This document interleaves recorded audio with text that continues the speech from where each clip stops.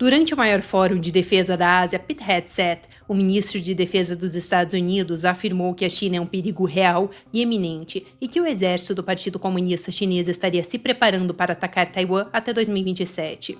Essas declarações de Hegseth acontecem em um momento onde as tensões no Indo-Pacífico têm escalado cada dia mais, com o Partido Comunista Chinês não somente afirmando que vai tomar Taiwan à força se assim for necessário, mas também com o regime aumentando as suas tensões com outros países vizinhos, como por exemplo o Japão, as Filipinas, a Austrália, Nova Zelândia e até mesmo países que são parceiros do regime chinês, como por exemplo a Malásia. Agora, os Estados Unidos, diante disso tudo, têm aumentado a sua presença na região, principalmente a sua presença militar. Só que uma das principais questões aqui é se os Estados Unidos vão defender os seus aliados no caso de um ataque do regime chinês. Eu sou Emanuele Coure, editora de China do jornal Epoch Times, esse é o China em Foco, e no episódio de hoje nós vamos conferir mais detalhes dessas declarações de Hegseth e entender o posicionamento dos Estados Unidos. Eles vão ou não defender seus aliados?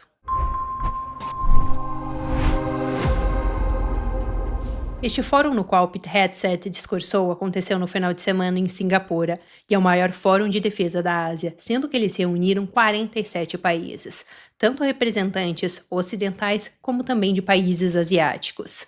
E o interessante é que neste fórum a gente sempre tem a presença de representantes dos Estados Unidos e também da China, o que só tornou a situação ainda mais intensa. Eu quero trazer agora aqui para vocês alguns dos trechos com as acusações que Hegseth fez contra o regime chinês. O comportamento da China para com seus vizinhos e o mundo é um alerta, e um alerta urgente. No Mar da China Meridional, a China assedia os seus vizinhos, muitos dos quais estão aqui presentes hoje nessa sala. A China procura intimidá-los nas suas próprias águas. Deve ficar claro para todos que Pequim está se preparando de forma credível para potencialmente usar força militar para alterar o equilíbrio de poder no Indo-Pacífico. Sabemos, é de conhecimento público, que Xi ordenou que suas forças armadas estivessem aptas a invadir Taiwan até 2027. O Exército de Libertação Popular está desenvolvendo as forças armadas necessárias para isso, treinando todos os dias e ensaiando para a ação real. Agora, um dos pontos que chamou atenção este ano foi que o regime chinês, em vez de ter enviado, como nos outros anos, o ministro de defesa para representar o seu país, eles enviaram uma delegação de nível muito mais baixo. Mesmo assim, o regime chinês respondeu a essas acusações do ministro de Defesa dos Estados Unidos, dizendo que os Estados Unidos teriam difamado a China com alegações caluniosas e falsamente chamado a China de ameaça. Eles disseram também que a questão de Taiwan seria um assunto interno da China. Essa referência a Taiwan ser um assunto interno da China se deve ao fato de que, nas últimas décadas, o Partido Comunista Chinês tem alegado que Taiwan seria parte de seu território, ameaçando assim tomar a ilha à força se for necessário. Só que acontece que Taiwan é um país independente, sendo que eles têm sua própria constituição, governo democraticamente eleito, setor militar próprio. No entanto, nos últimos anos, essas ameaças de anexar Taiwan à força têm se intensificado. Só que o ponto aqui é que, além dessas ameaças contra Taiwan terem se intensificado, o que também aumentou foram os conflitos entre o regime chinês e outros vizinhos, como, por exemplo, as Filipinas, o Japão, a Austrália, Nova Zelândia, e até interessante porque países que a princípio seriam mais próximos do regime chinês também têm tido conflitos com a China, como por exemplo o caso do Vietnã. E muito disso decorre das reivindicações territoriais que o Partido Comunista Chinês faz principalmente ali no Mar do Sul da China, porque muitas dessas águas que ele reivindica, na verdade, pertencem a parte da zona econômica exclusiva de outros países, que a princípio, de acordo com a jurisdição internacional, faria parte da jurisdição daqueles países. No entanto, em 2016, um Tribunal Internacional de Arbitragem concluiu que essas reivindicações territoriais do Partido Comunista Chinês na região, que elas eram ilegais, que elas não tinham nenhuma base no direito internacional.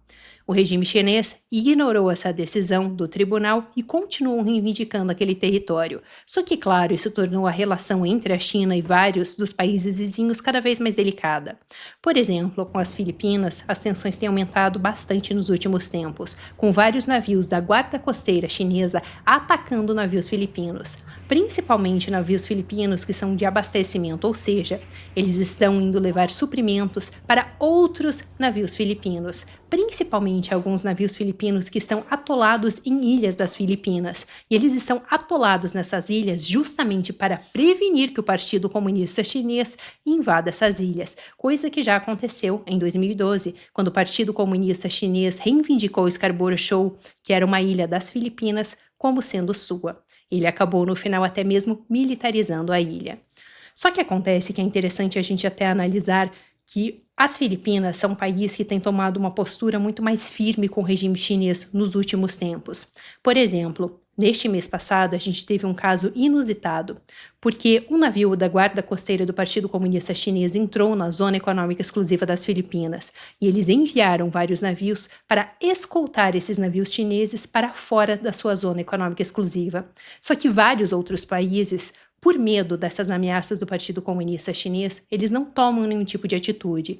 Eles apenas fazem algumas declarações, como, por exemplo, a gente viu o caso da Austrália e da Nova Zelândia. No início deste ano, em fevereiro, a gente teve 3 navios militares do Partido Comunista Chinês realizando exercícios militares próximos da Austrália e também da Nova Zelândia. Em um dos casos, inclusive, eles chegaram a ficar bem entre os dois países. Só que acontece que eles não tinham dado nenhum tipo de aviso para esses exercícios militares, o que fez com que 49 aviões comerciais, tanto da Austrália quanto da Nova Zelândia, tivessem que desviar os seus trajetos. Além disso, no ano passado, a gente teve a entrada de um navio espião do regime chinês dentro da Zona Econômica Exclusiva da Austrália. Voltando agora para a questão de Estados Unidos e China, nos últimos tempos, todas as vezes que um representante dos Estados Unidos, representantes de alto nível, vão para o Indo-Pacífico, o regime chinês tem procurado mostrar o seu poderio militar.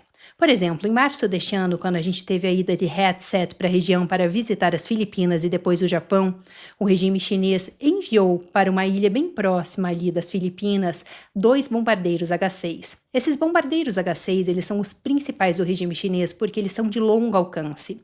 E um bombardeiro, explicando brevemente, eles são jatos que conseguem atingir alvos terrestres, o que poderia ser muito prejudicial para as bases militares que os Estados Unidos têm ali na região.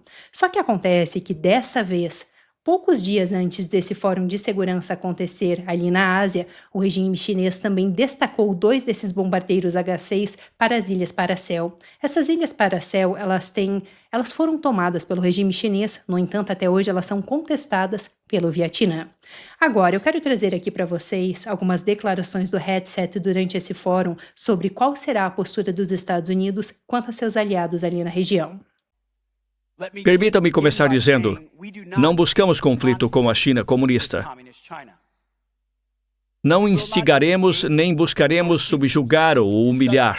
O presidente Trump e o povo americano têm um imenso respeito pelo povo chinês e sua civilização, mas não seremos empurrados para fora desta região crítica e não permitiremos que nossos aliados e parceiros sejam subjugados e intimidados. O presidente Trump também afirmou que a China comunista não invadirá Taiwan enquanto ele estiver no poder. Portanto, nosso objetivo é evitar a guerra, tornando o custo muito alto e a paz a única opção. E faremos isso com um forte escudo de dissuasão forjado em conjunto com vocês, os grandes aliados e parceiros de defesa dos Estados Unidos. Juntos mostraremos o que significa executar a paz através da força, de muitas maneiras, visíveis e invisíveis, abertas e secretas. Mas se a dissuasão falhar e se for solicitado pelo meu comandante-chefe, estamos preparados para fazer o que o Departamento de Defesa faz de melhor, lutar e vencer de forma decisiva.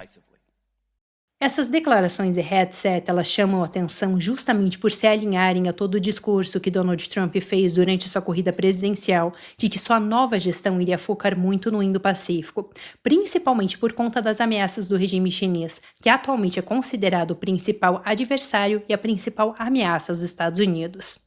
E nos últimos tempos, realmente a gente tem visto o governo americano tentar aumentar a sua presença na região. Por exemplo, como eu já comentei, a gente teve a visita de Headset para as Filipinas e para o Japão em março deste ano, procurando aumentar as relações com esses países. No ano passado, o governo americano também enviou um sistema de mísseis para as Filipinas. E o detalhe interessante desse sistema de mísseis que eles enviaram é que eles conseguem atingir a maioria das bases militares chinesas na região. Inclusive, na época, a gente teve várias declarações do regime chinês fazendo ameaças para que o governo americano retirasse esse sistema de mísseis ali das Filipinas. Além disso, a gente tem visto cada vez mais vendas de armas dos Estados Unidos para a Austrália. Além disso, há poucas semanas atrás, a gente teve alguns exercícios militares entre Estados Unidos, Filipinas e Austrália. Agora, indo para um dos tópicos mais delicados, a questão de Taiwan.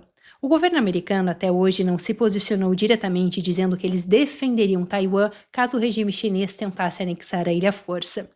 No entanto, desde a entrada de Donald Trump no poder, a gente tem visto um alinhamento cada vez maior do governo americano com o governo taiwanês.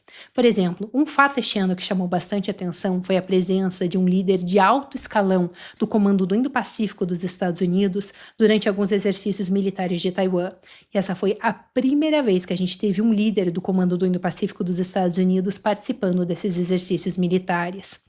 Além disso, outra coisa que chamou bastante atenção este ano foi quando os Estados Unidos retiraram uma frase da sua página oficial de descrição de Taiwan, onde eles diziam que eles não apoiariam a independência do país.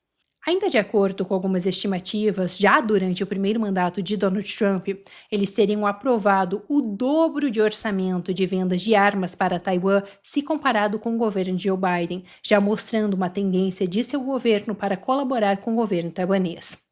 E realmente tudo isso é muito interessante, porque Taiwan fica em um ponto muito estratégico e importante para os Estados Unidos. Eles ficam na primeira cadeia de ilhas ali do Indo-Pacífico, que é formada principalmente por Taiwan, o norte das Filipinas e também o Japão.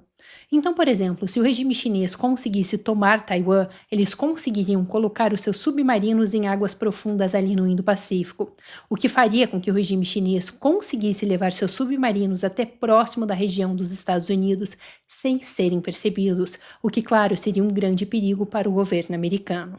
Por isso, talvez tivesse uma disposição do governo americano em defender Taiwan caso a gente tivesse um ataque do regime chinês.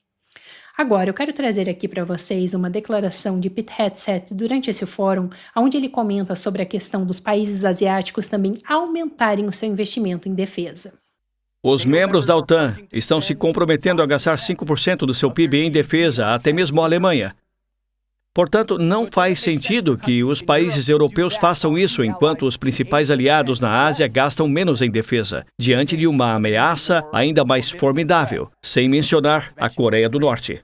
Quem já tinha comentado sobre essa questão de aumentar a defesa dos aliados americanos foi John Nunn. Ele é o secretário adjunto de defesa para assuntos de segurança do Indo-Pacífico. Ele disse o seguinte em abril deste ano, que aliados mais fortes levam a alianças mais fortes, e alianças mais fortes podem dissuadir a agressão e criar dilemas para os adversários dos Estados Unidos.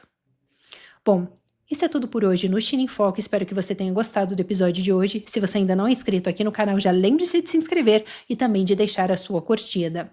E eu quero saber, o que você acha? Você acredita que o governo americano iria defender os seus aliados ali no Indo-Pacífico no caso de um ataque do regime chinês? Deixa aqui nos comentários. Muito obrigada por assistir e até uma próxima.